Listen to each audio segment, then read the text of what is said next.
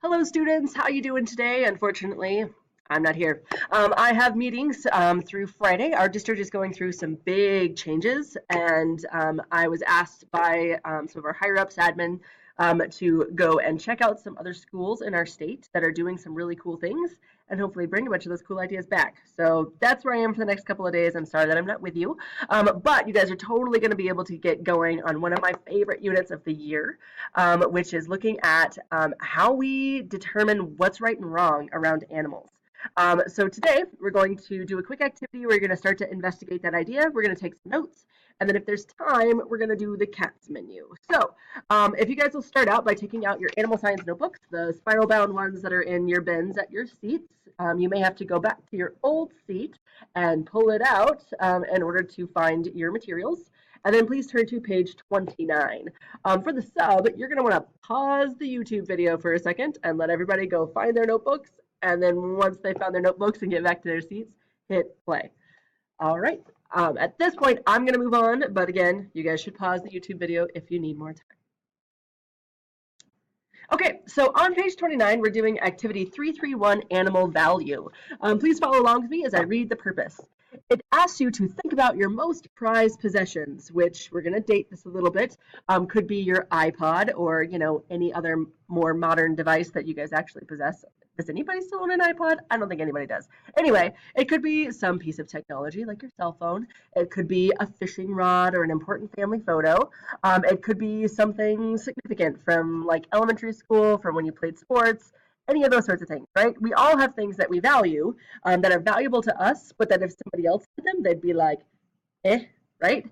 And so we value items for lots of different reasons, maybe due to the money that we put into them, maybe due to our fond memories.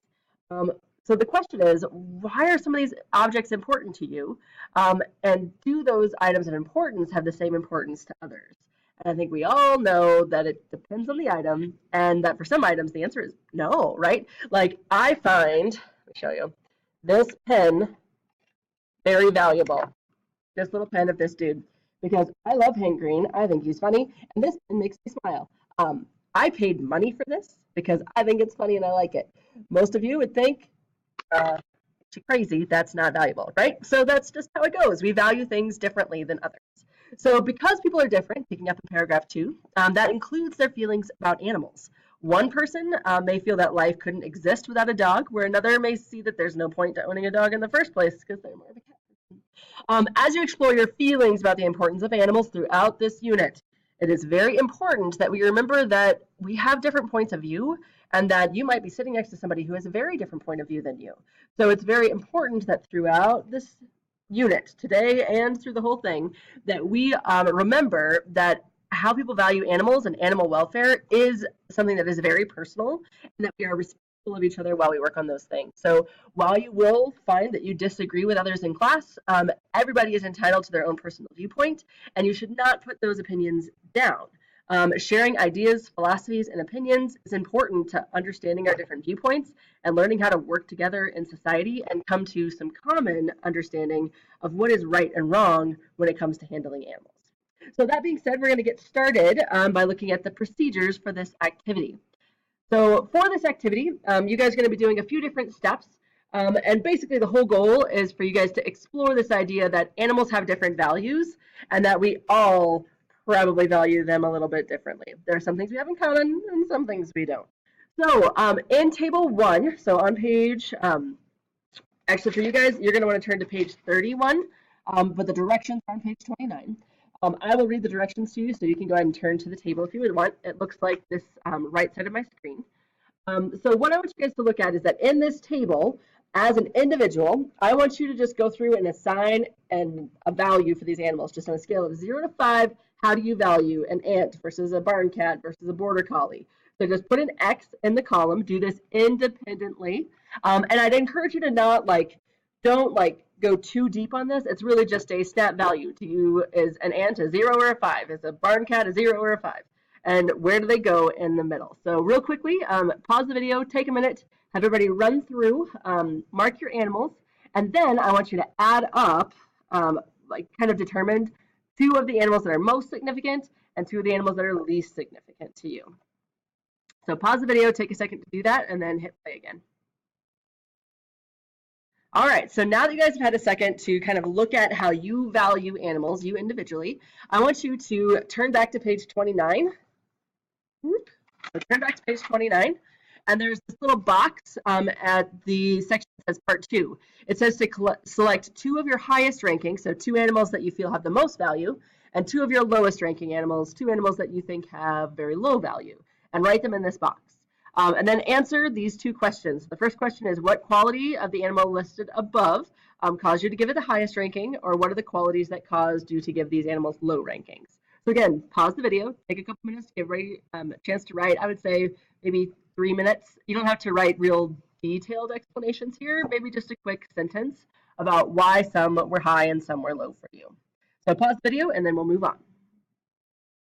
All right, so now that you've taken a second to reflect on that, I'm going to have you turn back to page 31 and look at the table here. And I want you guys to record your 2 high-ranking animals and your 2 low-ranking animals. So the same 2 animals you just wrote essays about, write them at the tops of these columns. And then I want you to take a few minutes to investigate. You may have to kind of think through and dig in a little bit deeper to see, does that animal feel pain? Do they eat and drink? Are they nurturing, or do they have a nurturing parent? Do animals or do humans use the animal to produce something? And is the animal considered a pest? So take a few minutes to answer those things.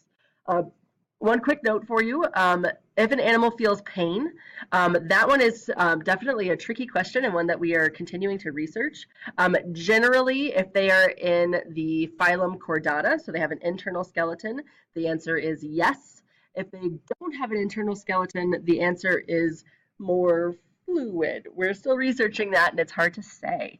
It all depends on how advanced their nervous system is. So you may have to kind of just make a judgment call on that and go from there.